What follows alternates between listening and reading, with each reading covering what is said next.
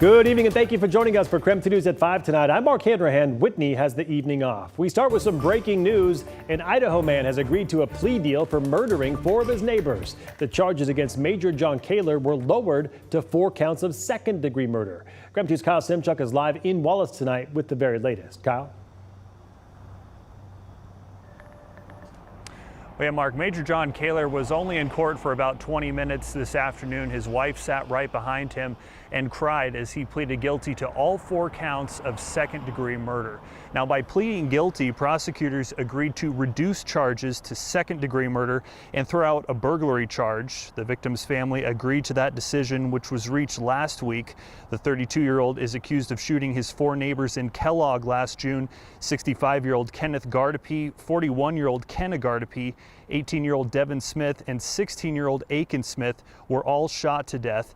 Police say Kaler's wife had posted on Facebook accusing 18-year-old Devin Smith of engaging in inappropriate behavior in front of her and her children.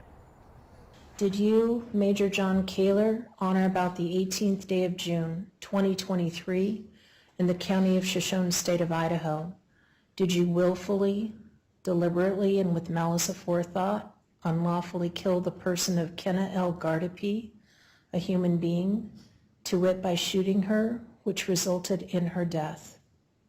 Yes. What is your plea to count 1, murder in the second degree? Guilty. Did you, Major John Kaler, on or about the... Kaler faces 10 years to life in prison as well as $70,000 in fines and penalties.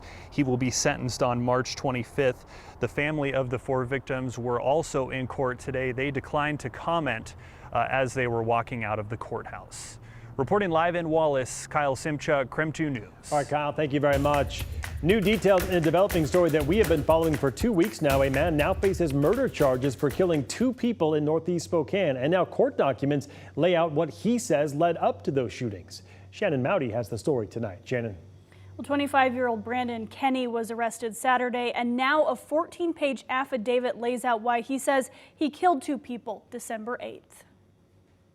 Since December 8th, there have been few answers as to what led up to the killings of Kiara Morgan Wieland and Colton Russell. Now, a new court document is shedding some light. In the affidavit, investigators say surveillance video near Cleveland and Cuba and the suspect himself pieced the case together. Surveillance video from homes in the area showed the 2 victims, Brandon Kenny and an unknown male suspect, arriving together in a van. Kenny later told police they went to a home on nearby Fairview Avenue so he could pick up drugs. Video also showed what investigators believe was the moment Kenny shot Russell 6 times inside the van. The video shows glass falling from the driver's side into the road. 7 9mm bullet casings were later found on the passenger side. The affidavit says video also captured Kenny killing Morgan Wieland. An investigator with the medical examiner's office found she was stabbed more than 50 times. December 14th, police raided the house on Fairview,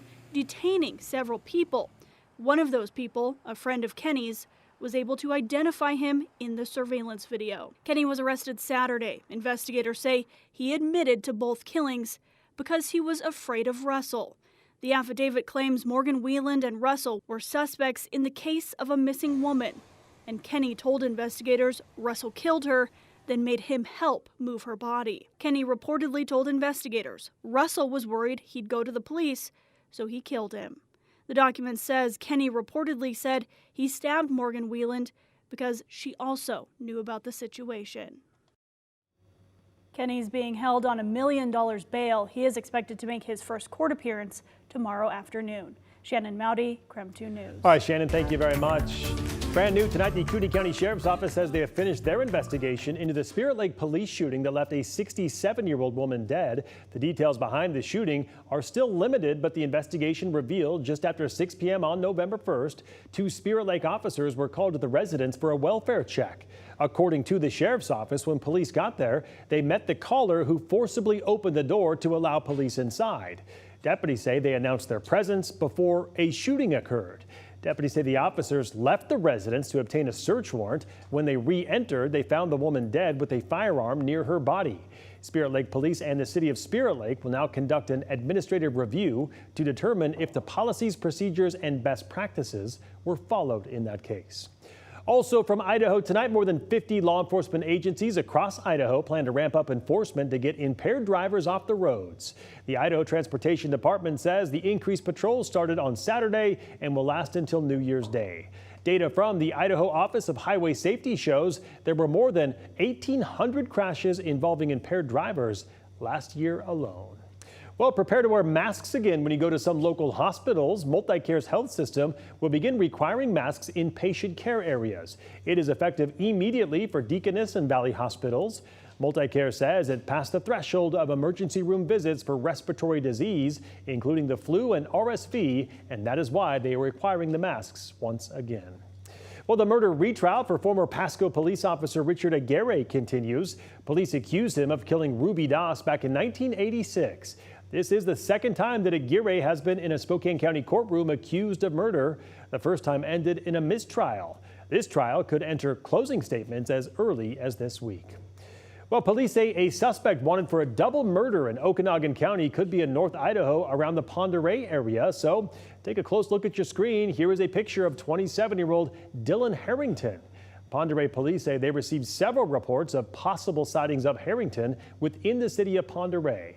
Police and the U.S. Marshals say that if you see him, you are asked to call 911. They also ask, do not approach Harrington as he is considered to be armed and dangerous.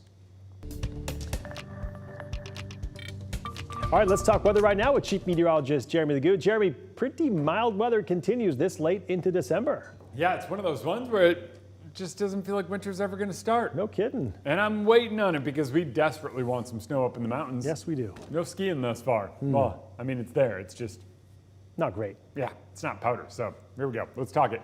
Overall, the forecast looks pretty good. Temperatures staying pretty mild. So what I think starts for us tonight is rain. That's just kind of the way this system looks. It's coming in from the south, so that means the atmosphere warms up nicely.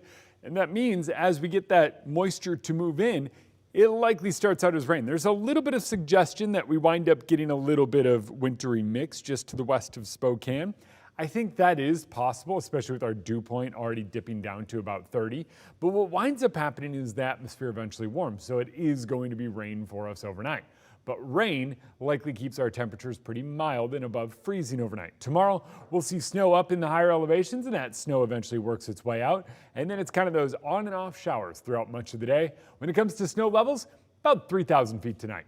Tomorrow, climbs from about 3,000 to about 5,000 feet, and then eventually comes to an end. Tomorrow, we're going to call it scattered showers. Wednesday, morning fog and mostly cloudy conditions, and Thursday looks equally drab before our next round of moisture moves in, and that one also doesn't look overly impressive.